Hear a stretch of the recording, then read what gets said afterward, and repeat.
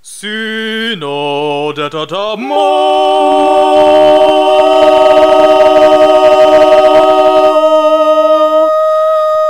Well, it's about time we concluded this season, and before the pretty much inevitable re-zero, we will see now about two animes that I was interested in personally solely because of their descriptions. Deca Dence and Gibiate. So I guess the theme of this episode is going to be animes whose main enemy names start with letter G. Deca Dence is an original 12-episode sci-fi anime developed by Not that tells us a story about how humanity fucked over the ecology so badly that humans have gone practically extinct. Well, that and the usual evil monsters that probably are supposed to represent something, so a corporation literally bought the rights for owning the remaining humanity, put them into a massive moving city called Deca Dence, and they, along with their cyborg warriors called Gears, now have to fight these monsters called Gadol over their very survival. Nah, just kidding. In actuality, Deca Dence is a massive theme park built for cyborgs, with humans being basically NPC/zoo exhibits, and the entire point of the show is the exploration and subversion of the system. So far, so predictable. In fact, when I saw the poster for it, some memories of Darling in the Sex Shop and Listeners came back to me, like that chicken nugget you forgot under the sofa comes back to you when the seasonal cleaning starts. And we might as well categorize Deca Dence in the same general genre of punky moralistic anime, but for once I actually liked what I've seen. It's not a mecha anime, for starters. Outside of Deca Dence, the whole aesthetic reminds me more of a mix between Mad Max and Attack on Titan, and since I've remembered those two, here's how Deca Dence doesn't fuck everything up like those two did. 1, it is never obtuse with what it wants to show you, Darling. 2, it doesn't pretend to have a deeper meaning than it actually has, Listeners. 3, the story gradually opens up to show us all the cool bits, thus all the emotional moments have greater weight, and the ending is both optimistic and makes sense, Darling and Listeners. But well, this show is called Anti-Rambles About, not Anti-Praises Everything. Gotta point everything bad about it. Deca Dence's story might be a little too straight and easy to understand for my liking. A lot of the plot points are very obvious, which makes the emotional moments fall flat on their face. This doesn't sound like that bad of a flaw, except characters die in this story, and when the viewer can see the death flag telegraphed about 2-3 episodes before the actual death, it becomes boring. The music could also be a bit more memorable, though I'm not the type of snob that expects every anime to have the tracks of Gynax. Would it kill people to actually try something more imaginative than generic trumpets and electric guitars? Oh, and the graphics are okay.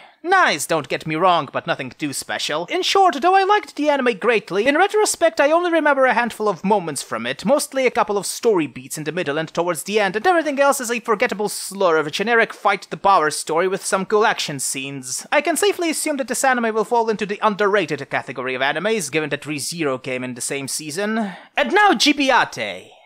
Even just mentioning that name sounds like me bullying the show. It went with no fanfare, and most of the things I've read about it just screams development hell to me, which if I was a much more kinder person would make me feel bad about featuring it here, but thankfully, like fringe radicals during democratic elections, my heart is all about negativity and angst. So here we go. Gibiate is the sort of anime I love to ramble about because it is bad. None of that wishy-washy mediocrity where I have to admit that the graphics are nice or that it is just mecha and therefore was made for people I would probably despise in real life. This is just all bad all the time, to the point where it honestly becomes impressive to witness. I have to honestly be in awe of the weight behind the contracts of everyone involved in the production of this thing to not only stamp their names onto this, but to also legally distribute it. I mean, where do I even begin? With the animation so cheap it makes children's anime look good. With the 3D animation that even on screenshots manages to look like a bunch of off-brand action models. With the monster design that looks like something I can find on a Unity asset store. With the music that reeks of budget cuts. Stuff like this is what shows like Pop Team Epic parodied. But now let's talk about the plot, which is the biggest problem of this train wreck. The show is about a girl that Wikipedia claims to be a scientist, but I'll be fucked if the show ever mentioned that, and 2 dudes from Warring States period living in a post-apocalyptic Tokyo trying to find a cure against the GBA virus, which is basically an aggressive mega cancer. There are also other characters, but they all are spear carriers destined to die soon after their backstory is explained, and that's pretty much it. They run around Tokyo, get barely anything done, most of them die anyway, and in the end it's all aliens, there's no cure, there's no hope, and it all ends on a cliffhanger. And that wouldn't be that much of an issue if the stories were good, or at the very least thematic, but not really. There's no point in them being warriors from old Japan, there's no point for the doctor to stay silent about Meteora, there's no point in our main girl being dressed like a wannabe idol or a hooker. Gibiate is an anime that reeks of author, a pet project, something that was made for designers' sake than the viewers. It proudly wastes money on an opening made by Yoshida Brothers and other big Japanese names, and the end result of all of that is roughly comparable to watching a squirrel trying to blowjob a pitbull. But the pitbull is sterilized.